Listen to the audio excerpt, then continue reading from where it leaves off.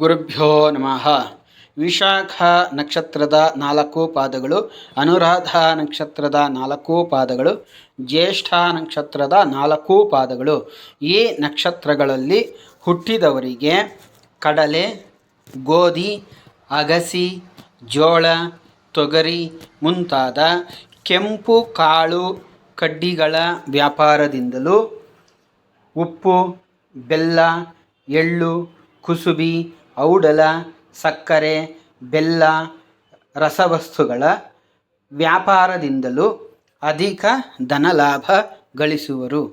ಜಾತಕದಲ್ಲಿ ನೀವು 10ನೇ ಮನೆಯ ಸ್ಥಾನವನ್ನು ಹಾಗೂ 7ನೇ ಮನೆಯ ಸ್ಥಾನವನ್ನು ನೋಡಿಕೊಂಡು ಈ ಸಂಬಂಧಪಟ್ಟ ವ್ಯಾಪಾರ ಉದ್ಯೋಗಗಳನ್ನು ಮಾಡಿದರೆ ನಿಮಗೆ ಸುಲಭವಾಗಿ ಶ್ರೇಯಸ್ಸು ಸಿಗುತ್ತದೆ.